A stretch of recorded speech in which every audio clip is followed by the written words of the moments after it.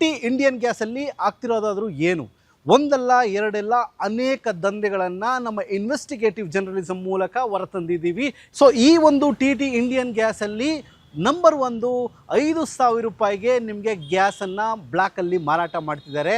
ಏನು ಈ ಒಂದು ವಾರಿಂದ ನಮಗೆ ಗ್ಯಾಸಿನ ಅಭಾವವಾಗಿತ್ತು, ಇದನ್ನು ಸಂಪೂರ್ಣವಾಗಿ ಮಿಸ್ಯೂಸ್ ಮಾಡಿಕೊಂಡಂತಹ ಈ ಇಂಡಿಯನ್ ಗ್ಯಾಸ್ ಅವರು ಎಲ್ಲ ಒಂದು ವರ್ಗದವರಿಗೆ, ಬಡವರಿಗೆ, ಹೋಟೆಲ್ ಅವರಿಗೆ 70% ಸೀಮಿತವಾಗಿ ನೀಡಬೇಕಾದಂತಹ ಗ್ಯಾಸ್ಗಳನ್ನು ಇವರು ಕಾಳದಂಧೆಯಲ್ಲಿ ಮಾಡಿದ್ದಾರೆ. ಇದು ರೆಡ್ ಹ್ಯಾಂಡ್ ಆಗಿ ನಮ್ಮ ಸ್ಟಿಂಗ್ ಆಪರೇಷನಲ್ಲಿ ಸಿಕ್ಕಿದೆ.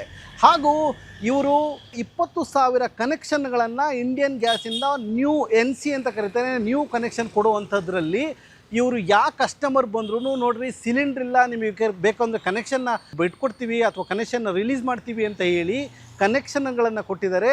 ಈ ಕನೆಕ್ಷನಲ್ಲಿ ಯಾಕೆ ಹೊಸ ಸಿಲಿಂಡರ್ಗಳನ್ನು ಕೊಟ್ಟಿಲ್ಲ, ಯಾಕೆ ಇಂಡಿಯನ್ ಗ್ಯಾಸ್ ಇದ್ರ ಬಗ್ಗೆ ಇನ್ವೆಸ್ಟಿಗೇಷನ್ ಮಾಡ್ಬೋದು.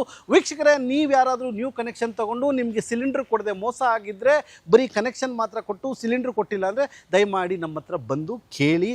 ನಾವು ಈ ಹೋರಾಟದ ವಿರುದ್ಧ ಇರ್ತೀವಿ. ಹಾಗೂ ಕಡೆಯಾಗಿ ಏಜೆನ್ಸಿಗಳನ್ನು ಅಥವಾ ಸಬ್ಲೆಟ್ಗಳನ್ನು ಇಂಡಿಯನ್ ಅಥವಾ ಭಾರತ್ ಅಥವಾ HP ಯಾವುದೇ ಗ್ಯಾಸ್ ಏಜೆನ್ಸಿ ಕೊಡುವಂಗಿಲ್ಲ. ಡಿಸ್ಟ್ರಿಬ್ಯೂಟರ್ಸ್ಗಳಿಗೆ ಏಜೆನ್ಸಿ ಅಂತಲೇ ನಾವು ನೇಮಕ ಮಾಡ್ತೀವಿ, ಅದಕ್ಕೆ ಲೈಸೆನ್ಸ್ನ ತೊಗೊಬೋದು. ಟಿ ಇಂಡಿಯನ್ ಗ್ಯಾಸ್ ಅವರು ಬರೀ ಡಿಸ್ಟ್ರಿಬ್ಯೂಟ್ಗಳನ್ನು, ಏಜೆನ್ಸಿಗಳನ್ನು, ಸಬ್ಲೆಟ್ಗಳನ್ನು ಮಾಡಿ ಮಾರಾಟ ಮಾಡ್ತಿರುವುದು ಇದು ಸಂಪೂರ್ಣವಾಗಿ ಇಲ್ಲಿಗಲ್ಲು. ಇದರ ವಿಡಿಯೋನು ನಮ್ಮ ಸ್ಟಿಂಗ್ ಆಪರೇಷನಲ್ಲಿ ಸಿಕ್ಕಿದೆ.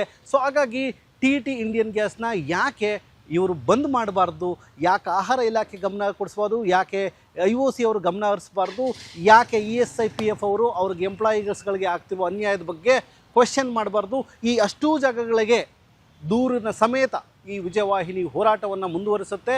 ಸೊ ಹಾಗೂ ಈ ಗ್ಯಾಸಲ್ಲಿ ಆಗುತ್ತಿರುವ ಕಾಳಸಂತೆಗಳನ್ನು ತಡೆಯಲು ವಿಜಯವಾಹಿನಿ ಯಾವತ್ತೂ ನಿಮ್ಮ ಜೊತೆಲಿರ್ತದೆ. ನಿಮಗೆ ಅನ್ಯಾಯ ಆಗಿದ್ದರೆ ದಯಮಾಡಿ ಮೇಲಿರುವಂತಹ ನಂಬರ್ಗಳಿಗೆ ಕಾಂಟ್ಯಾಕ್ಟ್ ಮಾಡಿ ನಿಮ್ಮ ಅನಿಸಿಕೆ ಅಭಿಪ್ರಾಯಗಳನ್ನು ಕಮೆಂಟ್ ಮೂಲಕ ಹಂಚ್ಕೊಳ್ಳಿ ಅಂತ ಹೇಳಿ ಈ ವಿಡಿಯೋನ ಮುಗಿಸ್ತಾ ಇದ್ದೀನಿ. ನಮಸ್ಕಾರ.